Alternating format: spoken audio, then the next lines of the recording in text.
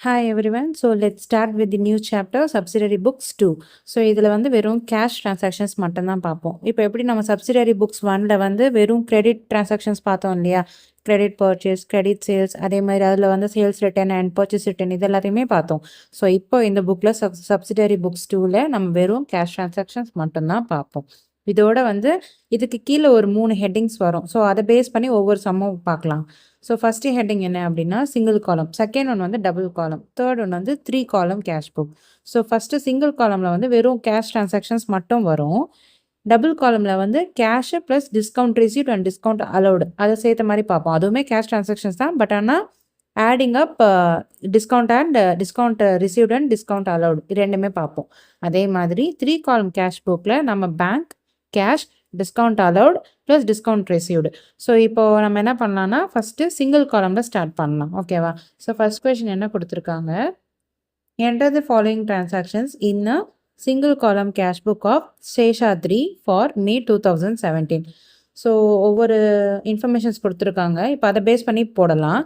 முன்னாடி நம்ம வந்து சப்சிடரி புக்ஸ் 1க்கு வந்து என்ன ஃபார்மேட் எழுதணுமோ அதுக்கு அப்படி இங்கே வந்து ஆப்போசிட்டாக இருக்கும். இதில் வந்து டபுள் சைடில் நம்ம ஓப்பன் பண்ணுவோம் இல்லையா. ஸோ இதில் ஃபார்மேட் என்ன அப்படின்னா டேட்டு, அதாவது கிரெடிட் சைடில் date, payments, voucher number, LF, amount. அதே மாதிரி டெபிட் சைடில் date, receipt number, LF and amount.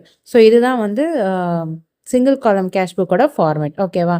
So இப்போ அதில் வந்து ஒவ்வொரு இன்ஃபர்மேஷன்ஸை பேஸ் பண்ணி நம்ம இங்கே ஒவ்வொரு டிரான்சாக்ஷன்ஸ் போடுவோம் இல்லையா. ஸோ அது எப்படி போடணும் அப்படின்னா நீங்கள் வந்து ஜேர்னலை வந்து பேஸ் பண்ணி போடுங்க. ஜேர்னல் நம்ம எப்படி போட்டோமோ அதே மாதிரி ஒவ்வொரு என்ட்ரி சொல்லி பார்த்துட்டு போட்டிங்கன்னா இது ஈஸியாக இருக்கும். ஸோ இப்போ நம்ம வந்து அந்த ஃபஸ்ட்டு கொஷின்லேருந்து பார்க்க ஆரம்பிச்சிடலாம். ஸோ ஃபஸ்ட்டு இன்ஃபர்மேஷன் என்ன கொடுத்துருக்காங்க, May 1 cash in hand 40,000. So இது வந்து நம்ம கையில் ஆல்ரெடி கேஷ் இருக்குது. இப்போ நம்ம எப்படி வந்து ஆல்ரெடி லாஸ்ட் மந்தில் கேரி டவுன் பண்ண வேல்யூவை நெக்ஸ்ட் மந்த்துக்கு ப்ராட் டவுன் பண்ணுவோம், அதே கான்செப்ட் தான். இப்போ நமக்கு இது வந்து ஆல்ரெடி இருக்கிறது தான். அந்த கையில் வந்து நமக்கு ஆல்ரெடி கையில் பிஸ்னஸ்க்கு காசு இருக்குது. இப்போ அந்த அமௌண்ட்டை நம்ம நெக்ஸ்ட் மந்த்துக்கு கொண்டு வரோம், அவ்வளோதான். ஸோ இங்கே வந்து May 1 நான் நெக்ஸ்ட் மந்த்துக்கு கொண்டு வரேன். ஸோ May 1 டேட் எழுதிட்டு டு பேலன்ஸ் ப்ராட் டவுன் எழுதிட்டு 40,000 கொண்டு வந்துடுறேன். ஓகேவா? இந்த மந்த்துக்கு ப்ராட் டவுன் பண்ணியாச்சு. நெக்ஸ்ட் என்னது, May 5 cash received from Swathi எவ்வளவு 4,000. ஸோ இதுக்கு என்ன என்ட்ரி நம்ம பார்ப்போம், கேஷ் ரிசீவ்ட் ஃப்ரம் ஸ்வாதிக்கு cash account theta to Swathi account பார்ப்போம். கரெக்டாக? ஸோ இப்போ அதே மாதிரியே இது கேஷ் புக். கரெக்டாக? நம்ம இப்போ ஓப்பன் பண்ணுறதே கேஷ் புக் தான். அப்போ நம்ம என்ன பண்ணலாம், இப்போது நம்ம லெட்ஜரில் போஸ்ட் பண்ணுற மாதிரி, அதாவது ஜேர்னல் என்ட்ரிஸை பேஸ் பண்ணி லெட்ஜரில் எப்படி போஸ்ட் பண்ணுவோமோ சேம் அதே மாடலில் நம்ம இப்போ இதை வந்து சப்சிடரி புக்ஸில் சிங்கிள் காலமில் போஸ்ட் பண்ண போகிறோம், அவ்வளோதான். ஸோ இப்போது cash account theta to Swathi account. So cash book எங்கே இருக்குது, அதனால் நான் கேஷ் அக்கௌண்ட்டுன்னு இதை கன்சிடர் பண்ணிவிட்டு cash account theta to Swathi account 4,000 போட்டிருக்கேன். ஓகேவா? அடுத்தது என்னது, May 5 paid wages in cash 2,000. So இதுக்கு என்ன என்ட்ரி எழுதுவோம், wages account theta to cash account எழுதுவோம் இல்லையா. So wages account theta to cash account. So wages வந்து பை சைடில் வரணும். ஓகேவா? So by wages account theta to cash account. So வேஜஸ்க்கு எவ்வளோ அமௌண்ட்டு 2,000 எழுதியாச்சா. அடுத்தது on 10th May purchased goods from Sasikala for cash. So இதுக்கு என்ன டிரான்சாக்ஷன் எழுதுவோம், நம்ம purchase account theta to cash account எழுதுவோம் இல்லையா. ஸோ அதே மாதிரி by purchase account theta to cash account. So by purchase 6,000 எழுதியிருக்கேன். ஓகேவா?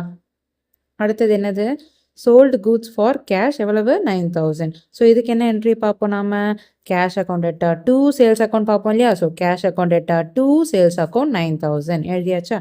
அடுத்தது on 18th May purchased computer. So இப்போ வந்து நம்ம இதுக்கு என்ன டிரான்சாக்ஷன் எழுதுவோம், இது பர்ச்சேஸ்டு வந்து computer. So computer is one of the asset. நம்ம என்ன எழுதுவோம், அதை டேரெக்டாக கம்ப்யூட்டர்னு எழுதிப்போம். கரெக்டாக என்ட்ரியில்.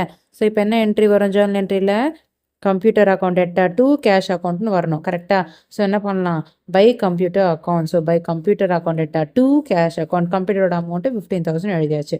அடுத்தது கேஷ் பெய்டு டு சபாபதி எவ்வளவு 5,000. ஸோ இதுக்கு என்ன நம்ம என்ட்ரி எழுதுவோம், cash paid to Sabapathi account theta to cash account எழுதுவோம் இல்லையா. So by Sabapathi account theta to cash account 5,000 எழுதியாச்சா.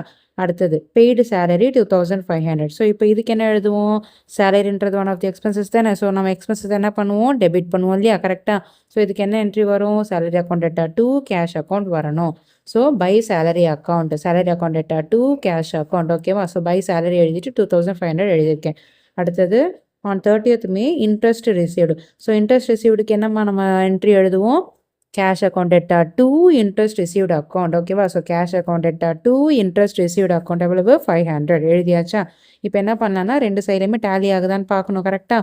So ரெண்டு சைடில் இங்கே வந்து 40, இங்கே 4000, அப்புறம் 9000, அப்புறமா 500 இருக்குது. பட் ஆனால் இங்கே எவ்வளவு இருக்குது? 2000, 6000, 15000, 5000, 2500. எப்படி பார்த்தாலும் இதோட வேல்யூ வந்து கம்மியாக தானே இருக்குது. அப்போ நம்ம என்ன பண்ணணும்? இங்கே கேரி டவுன் பண்ணணும். ஸோ டிஃப்ரென்ஸ் வேல்யூ எவ்வளவு? இங்கே இந்த அமௌண்ட் எல்லாத்துக்குமே ப்ளஸ் பண்ணிவிட்டு இந்த அமௌண்ட்டோட நம்ம வந்து என்ன பண்ணணும்? மைனஸ் பண்ணினா we will get the difference value. So இது ரெண்டுத்தையுமே வந்து நான் டேலி பண்ணுறதுக்கு டிஃப்ரென்ஸ் வேல்யூ கண்டுபிடிச்சிருக்கேன். அது எவ்வளவு? 23,000. ஸோ அந்த 23,000 என்ன பண்ணணும்? அந்த மந்தோட லாஸ்ட் டேட் போட்டு பை பேலன்ஸ் கேரி டவுன் பண்ணணும். பண்ணியாச்சா? பண்ணதுக்கப்புறம் என்ன பண்ணலாம்? ரெண்டு சைட்லையும் டேலி ஏறுமா? இப்போது இது அப்படியே சேம் லெட்ஜர் கான்செப்ட் தான். உங்களுக்கு புரியுதா? ஜேர்னலை பேஸ் பண்ணி நம்ம லெட்ஜரில் எப்படி போஸ்ட் பண்ணுவோமோ அதே மாதிரி இங்கே சிங்கிள் காலமில் நம்ம போஸ்ட் பண்ணிக்கிட்டு இருக்கோம். ஓகேவா? ஸோ இப்போ என்ன பண்ணலாம்? டிஃப்ரென்ஸ் வேல்யூ கண்டுபிடிச்சி டேலி பண்ணிவிட்டு அந்த டிஃப்ரென்ஸ் வேல்யூவை நெக்ஸ்ட் மந்த்துக்கு நம்ம ப்ராட் டவுன் பண்ணணும் இல்லையா? ஸோ நெக்ஸ்ட் மந்த் என்னது?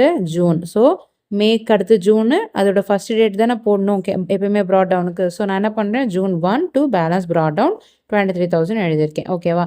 ஸோ இதோட ஃபஸ்ட்டு சம் முடியுது சிங்கிள் காலமில். நம்ம செகண்ட் சம்மோட நெக்ஸ்ட் வீடியோவில் பார்க்கலாம். தேங்க்ஸ் ஃபார் வாட்சிங்.